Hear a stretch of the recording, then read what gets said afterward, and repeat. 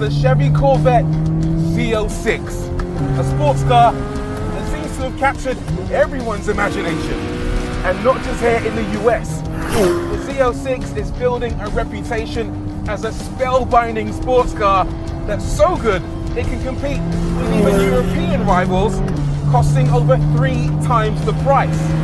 I love the standard C8 Stingray. That car's a no-brainer, but this is next level. This is a car for people who love to drive. This is a car for the connoisseur.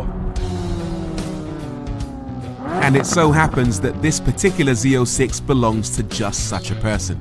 This is Jesse Iwuji, Corvette enthusiast, professional NASCAR driver, and NASCAR team owner. Competing part-time in the NASCAR Xfinity Series in the number 34 car, he's racked up 15 races over 3 years, showing a deep love of high-end motorsport, and can regularly be found driving his Z06 through Los Angeles.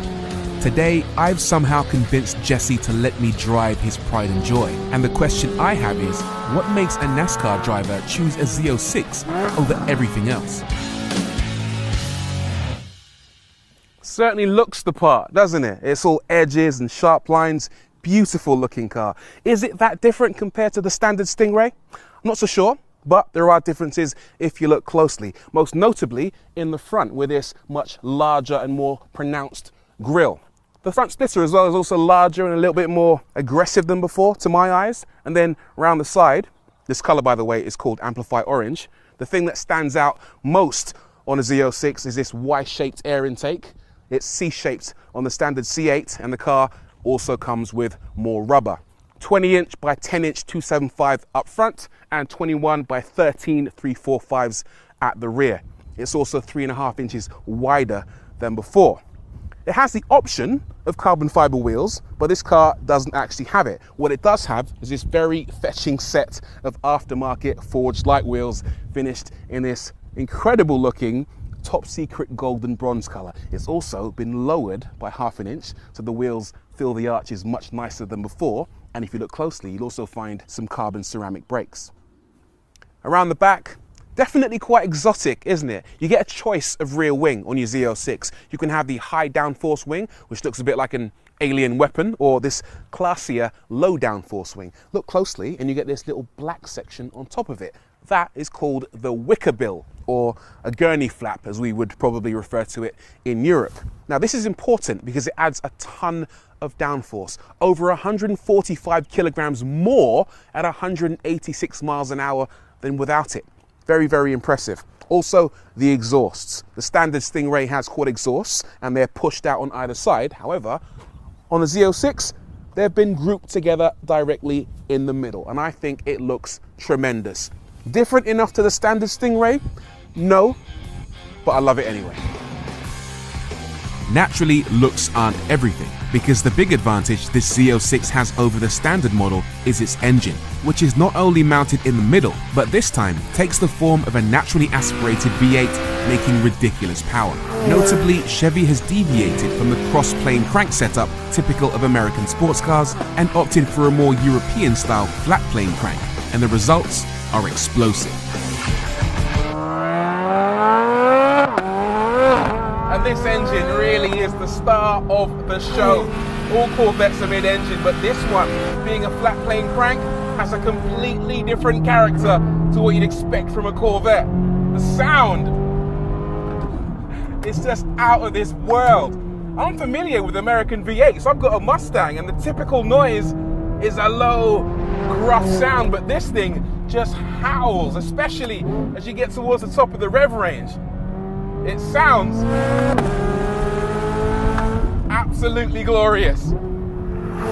It's a noise you normally associate with European sports cars, like Ferraris. And that shouldn't come as a surprise because Chevy has readily admitted that in the development of this car, they actually bought a Ferrari V8 off eBay, reverse engineered it, learned what made it good, and then used what they learned in the development of the Z06. And it looks like they've learned an awful lot. Power is 670 horses, torque 623 Newton meters, and those numbers are astonishing because this thing isn't supercharged, it's not turbocharged, It's naturally aspirated, it's just breathing air. Now, handling, that's what the Z06 is all about, and believe me, it handles beautifully. I'm thinking back to the first time I experienced the standard Stingray, and what I found was that that car was so soft and so plush. It was set up almost to feel like a Grand Tourer, but immediately hopping into this thing, it feels much more racy, much more engaging, and everything the car does feels much more focused. Oh yeah, and the front end hasn't got the biggest, widest tires in the world, but it does bite. It's brilliant. The steering isn't the fastest, but it's incredibly precise. I'm watching for my apex up ahead. I don't think I've missed a single one yet, because every single time you point the nose, it goes exactly where you want it to go. What a car.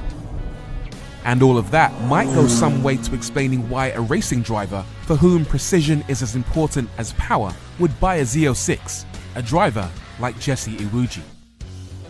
My love for Corvettes began actually back in 2013. I was looking for a car that was going to be a daily driver-friendly type vehicle that was still sporty. At that time, I had a Dodge Challenger that was like 900 horsepower, fully built. But I needed something a little bit more friendly that's still sporty.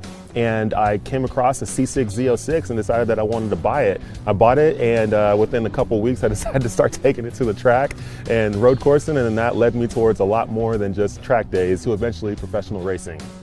The biggest difference that I've found between the last generation with the C7 Z06 and even the C6 Z06 and now this C8 Z06 is grip. And every other Z06 I've ever had, they've never really had that type of traction that you needed, especially on the streets or even just on street tires, period. It's never really had that dig type traction that you really expect until you get to a drag strip and throw on drag radials. But with this C8 Z06 from the get-go, even on its street tires, on its daily street tires, it still just grips and rips. And that's what I absolutely love about this car. You can actually have fun with it on the street. You're not worrying about just roasting through the rear tires, and it does what you want at all times. Biggest differences between this amazing C8 Z06 and my race car and the NASCAR Xfinity Series is power's very close, power's very similar, but handling wise, I mean, the amount of electronics that you have in this car, whereas in NASCAR, our race cars are in a way kind of old school technology. We have a solid rear axle, we have a carbureted motor, 700 horsepower, full on cage tube chassis. The car is just a big gorilla. Like, it's just brute, just monster. It's not really meant to be super nimble, yet we figured out a way to dial in our suspension, dial in the car so they could be as nimble as possible, but you just have to just drive the thing around, and you gotta drive it hard like a rhino. This isn't like a rhino, this is more like a leopard. And with that, it was only right that I asked the man himself to show me what his car could really do around Willow Springs. So we hopped aboard the Z06 and unleashed that 670 horsepower flat plane crank V8. Okay, here's a lap of Big Willow. Talk us through it, Jesse. So we are heading up the front stretch right now, Big Willow. You want to get as much speed as possible. Stay over here to the right, but you're on the brake super hard going to turn one, downshift to fourth, downshift to third, turn into that last cone. You're going to want to get down to this apex here, power out of it, shift up to fourth. As you're heading over here to turn 3, on the brake a little bit, lift off that brake, let it coast in, but you're going to want to get as close as possible to this inside. Try to feed as much speed as possible. The car is either going to push or it's going to get a little sideways on you. Be ready to catch it, because this Z06 will bite you. You're on the throttle hard, on the throttle hard, on the brake again, going into this corner, downshift to third, turn in at the last cone. You want to bring it down here to the apex. Be ready for the car to slide just a little bit coming up this track. This car can get a little squirmy on you, on the brake a little bit, turn in, get down here to the apex so you can power out. You're still in third gear right now, still in third gear, on the brake here, just like, get off of it, come into the middle, Yes. Turn in. The car does turn in very good as long as you get the weight to transfer forward as quick as possible. When you go over that crest, you're going to want to get off the throttle a little bit. You don't want to be wide open going through there, or else you're going to go on a ride. Fastest corner in the world. You're going through turn 8 at Willow Springs. This is scary. It's a very scary corner. We're not even going maxed out right now, and it's still a little sketch. You're going to downshift going in here. We're getting ready for turn 9, which is definitely a scary corner for a lot. Downshift to 3rd, turn down, get close to this apex right here. You're on the throttle hard. Upshift to 4th, and you're rolling up this front stretch.